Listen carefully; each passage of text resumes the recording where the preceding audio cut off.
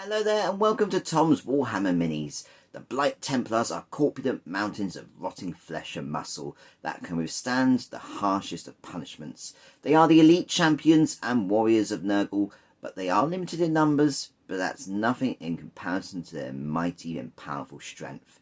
In this guide, I'll cover how to batch paint these awesome models in next to no time at all, creating that unique green armour and then restoring the metallic properties to it afterwards, as they do get lost with contrast painting, but I'm going to show you those unique tips on how to restore it fully. It helps you hopefully get one step further into completing the Darkwater box set. So grab your paints and your brushes and let's get hobbying. And we're starting our Blight Templars. They're pretty awesome, chunky boys, and they're going to be really super easy to paint. So to begin with, things to note, they are all primed in White Scar.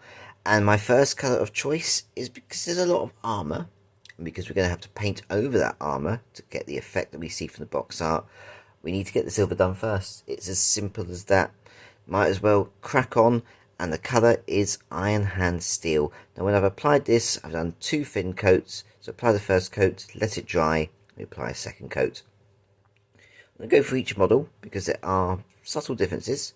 But for the most part, it's pretty much the majority of the model. You've got this exposed area that's between the plates. So obviously leave those blank. But as you can see, it's pretty much the entirety of the model. So that's this one with the double axes. We've got this one here, where you've got this tentacle here we want to avoid. And be careful as you go between the branches and the tree roots. So that's that one. Those are the nice simple ones. Our variant is this one. And the main difference in this variant, obviously you've got the neck that's exposed. They all are like that. But this one's got gloves. And they're going to be painted in leather. So we don't want to paint those in silver. Nice and simple, 2 thin coats. Let that dry and we'll move on to the next step. With that Iron Hand Steel in place, we're going to tint it to that green colour. So we're going to talk the mix first and I'll explain as I go along the reasons why. We're going to create 2 parts of Militarum Green. Think of this as that sort of grungy darkness that we see on the colour here. To that 2-part mix, I'm adding 1 part of Mantis Warrior's Green. It's going to give it a slightly toxic hue. And we need control. We've got large surface areas. We want it to be neat. So we're going to take 1 part of Lahmium Medium. So 2 parts of Militarum Green, 1 part Mantis Warrior's Green, 1 part Lahmium Medium. And just simply always start at the top of each panel, move your way down, and this is what you should get. Just going to show the other 2, just to give you an idea of what we're looking for. Now it is going to matte the armour down. We are going to restore that metallic quality later on. But for the time being, with all of that armour in place, we're going to move on to the next step. Next up, we're going to take Skeleton Horde. And this is going to be for a whole host of features. It's not going to be the end colour for a lot of it though. Think of this as an under there, as well as a base coat for all of these. So you've got the horns. You've got all these rope bindings. You've got the cloth. And you've got the bits that go in between the armour. So nice and simple. I'm going to show you some other examples.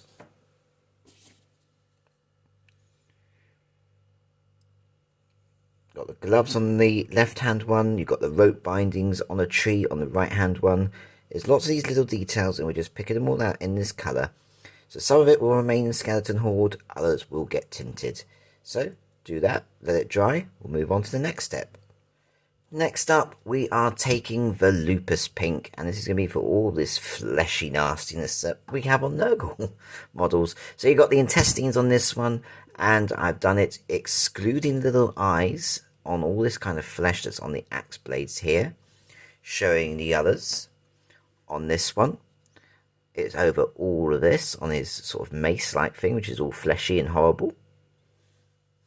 And on that other example, we've got this tentacle thing here around this mace. Nice and simple. Now while that's drying, we're now going to move on to Agrax Earthshade. Now I've done this on all of the bases because I've already applied the Stirland Mud. It's something I've done on all of the Darkwater models before painting them. And I've also applied it on the horns and all of the rope bindings. So just to show the others as examples, you've got all of the rope bindings there, you've got the horns, This one doesn't have horns on the left, but you've got all the rope bindings here and around the tree. Just tints it ever so slightly and changes it from the bog standard skeleton horde. So let that dry and we'll move on to the next step. Next up, we're going to really start altering some of those colours. So to begin with, let's start nice and simple. We're going to take Ironjaws Yellow. This is going to be for the little eyes that are in between the Volupus Pink. So you can see them on the axe blades there. Those are double-sided. On this one, you've got the 2 eyes there. And on that other one, you've got the 3 little eyes there. So nice and simple. That's the Ironjaws Yellow. Then we're going to take Darkoath Flesh. And nice and simply, in between where the neck is, you just got exposed flesh. I'm just literally putting it in there across all 3 models. If it catches the armour, it's not a big deal. Just think of it as an extra bit of dirt and tint. It's so, as a colour, quite weak against this sort of dark tone that we got here. It's not really going to make a difference unless you absolutely overload it. But again, if you don't want it, just wash the brush and wipe off any mistakes. Moving on from that, we are going to take Garaghak, and I'm thinning this down in a 1-to-1 mix with Lahmium Medium. Now, I've painted it over the skeleton horde details that are around the inside joints of the model, not the front cloth. We're leaving that. I have painted it over all of our wooden details. So if I show our wooden guy. Nice and simple. You can see all those trees have got that as a raw base coat. Same as that strap that goes down the central part of his groin. And then on the other one, I've also included it over the gloves. So, nice and simple. One thing I'm going to point out, obviously you've got a little tree branch here. You've got these little stitchings, which is only on this model. Essentially, I've painted that 1-to-1 mix of Garaghak and Lahmium Medium up to those stitches, around them, but not over them. It means they're automatically highlighted. So, we do that one. We'll move on to the next step, where we're going to shade all of those details in one go, just to sort of protect them and just tint them a little bit further. Now, before we move on to our shade paint, I just wanted to point out one thing with the Garaghak that I forgot to mention. Nice and simply, you've got all these little potted marks amongst the armour, and I've painted it very neatly into those areas. We're not furrowing out the detail, we're just putting it into the area and just letting it settle, creating this sort of grungy grime effect. Now, moving on from that, for all of our models, I have taken Athonian Camoshade, and I've painted this over 2 select areas, essentially all of our Volupus Pink details, including the eye, because it doesn't really affect the Ironjaws Yellow. And using this example model all over these wooden details, avoiding, of course, the rope bindings, because I want them to be brighter. It just creates some different tones and variation that stands out. Essentially, we're building up to one overall dry brush where it just picks out all the details nice and neatly, which is absolutely perfect for batch painting. Next up, we're going to do an overall dry brush, really tying all those colours together and finishing them off. This is not including the armour, we're avoiding that, and we're not worrying about the flesh between the neck, because it's pointless. Essentially, we're going to take Screaming Skull. It is a perfect matching colour for everything we've created so far, including the Stirland Mud on the base, the skeleton horde, all the wraps, and the Volupus Pink, including the wood. So just very gently give it a gentle dry brush. If you do catch the armour ever so slightly, it's not the end of the world, but we're not looking to actually dry brush the armour at all. Essentially, what we'll be doing later on is relayering the armour with metallic flakes, just to give it that metallic shine and make it more natural looking. So that's that example, showing you the other two with the Screaming Skull. Nice and simple, catching all those details, just finishing them off, making them look really nice.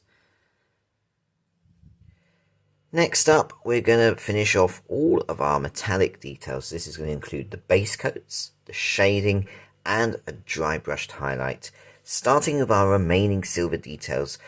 And I'm going to show a 360 of the models, each and every one of them, just so you get an idea of what's going where. But for our silver details, we're going to base coat them in Iron Warriors. Now, obviously, let that dry completely. And then we're going to shade it with Agrax Earthshade. Once again, letting it dry. And I have dry brushed our remaining silver details using a small dry brush with Stormhost Silver. Now for our bronze details, I've gone with Screaming Bell as our base coat.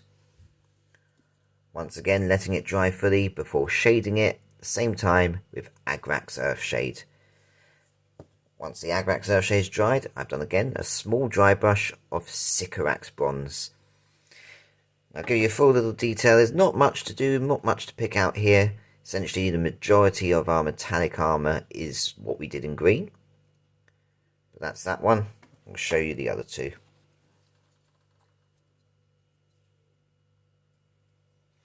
So at this stage all of our models are technically done, but we're going to add a few technical paints just to really enhance them and make them stand out just a little bit more. Next up, and while it'll be hard to see on the camera, and don't assume it's glossy, it's just drying, we're going to restore the metallic properties of the green armour. The problem with contrast painting is it mats it down when you put a contrast paint over a silver or gold detail, but we can restore it in a very clever way. Rather than just putting gloss varnish in that pure form where just light shines off, it could be too glossy. We just want natural metallic shine that only comes with flakes. We're going to achieve this by taking one part of Iron Hand steel into a palette, and then depending on how much you want, because it will be thick, we're going to apply roughly 10 or even a little bit more parts of Lahmium Medium. Now stir it together well, and essentially what you're doing is you're splitting the Iron Hand steel paint apart. Obviously Iron Hand steel is silver, but within that silver is metallic flakes. We're literally splitting the flakes from the silver so that when you put the paintbrush with the paint onto the model, you're only painting a tiny amount of silver but a lot of metallic flakes. Essentially when it dries, it just gives it a natural shine that's true to metallics. So take your time. I'll show you the other two. These have dried. The camera doesn't really, well, does a little bit because it's still sort of drying, but it has got a natural shine, especially the one on the right. When I'm moving it around, you can see lights shining off it, and that is the metallic flakes that are restored to the outer surface. So take your time, get that done.